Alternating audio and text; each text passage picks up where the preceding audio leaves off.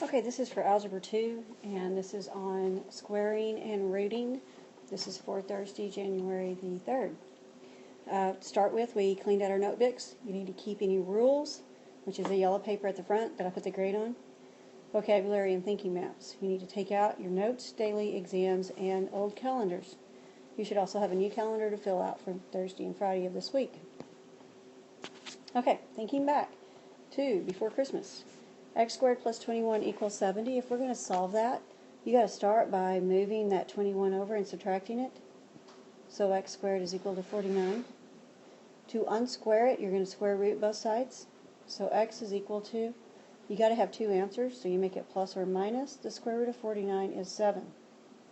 So that's your answer. Same thing here, we're trying to solve for x. We start by moving the 12 by adding it. So 4x squared is equal to 25. You've got to move your 4 by dividing. So x squared is equal to 25 over 4. So we're going to square root both sides, and you get x is equal to plus or minus. The square root of 25 is 5, over the square root of 4 is 2. That's your answer. Move your 4 by subtracting. So x minus 3 quantity squared is equal to 36. You're going to go ahead and square root to get rid of that x squared.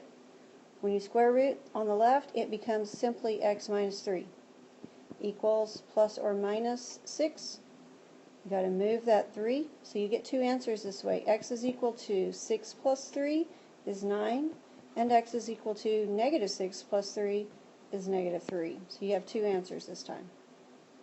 Okay, that's just a review. That's things we've worked with in the past that you already know about square roots. So, another review of quadratic functions. If they give you the equation y equal x squared, you would put that in your calculator at y equal, and you would look at your table. Then you could fill in the table they gave you. When x is negative 3, y is 9. For negative 2, you get 4. For negative 1, you get 1. 0 is 0. 1 is 1. 2 is 4. And 3 is 9. Then you plot these points. You would go left 3 up 9, left 2 up 4, left 1 up 1, 0, 0, right 1 up 1, right 2 up 4, and right 3 up 9. So this is what your table looks like. This is what your graph should look like. It's okay if you just have the dots and you did not connect them and make a line on your graph. So if the domain is negative 3, negative 2, negative 1, 0, 1, 2, 3, what would the range be? Domain, remember, was the x values, and so your range is going to be your y values. You do not list each one twice. It's okay if you did it from smallest to biggest. Is this equation a function? Yes, it is. You would actually, instead of their answer, which I don't really like, say x does not repeat, or it passes the vertical line test. Okay? You've seen this before, you've done this before. Another thing that you've seen before, but it's been a while, is inverse with coordinates. Remember that to get the inverse when you have points is you just switch the x and y. So you're going to take the y values that you wrote in number 1's table and move them to this new table, except they'll be your x values. Then you plot those points, and you will have the graph of the inverse. Once again, you don't have to have a line, you can just have the dots. So, was this new inverse a function? The answer is no, because it fails the vertical line test, or x repeats. We also learned how to find the inverse using algebra. You take the equation and you switch the x and y, and then you solve. So y equal x squared becomes x equals y squared. And then we've got to get y by itself, so we're going to square root both sides. So the square root of x is equal to y. So when you put that in function notation, f negative 1 of x is equal to the square root of x. If you were to put that in your calculator at y equal, you would get a graph that looks something like this. This graph does not match the graph we got in number 2 because it doesn't have the bottom half. Next page. These two relations they've given you are inverses. Okay, the graph on the left you already have.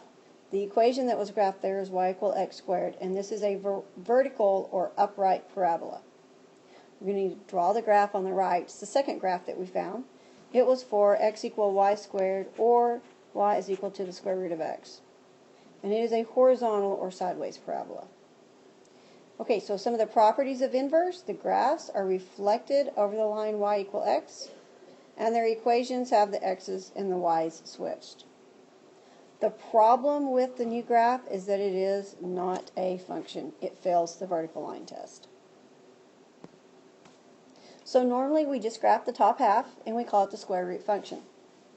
So here is the parent of the square root function, y equal, or f of x equals square root of x. They made a table, they plotted points. The domain for this is x is greater than or equal to 0. Remember, x is going left to right on your graph. It would only be all real numbers if it went forever left and forever right. It starts at 0. You might have written this 0 is less than or equal to x, because you can only use positive values for x. You can only find the square root of a positive number. The range, remember, is y, so it is going from the bottom to the top. And so either 0 is less than or equal to y, or y is greater than or equal to 0, because you will only get positive answers for y. Okay, that was squaring and rooting. You have a worksheet that goes a lot like the front of the notes. If you have questions, come see me during speed.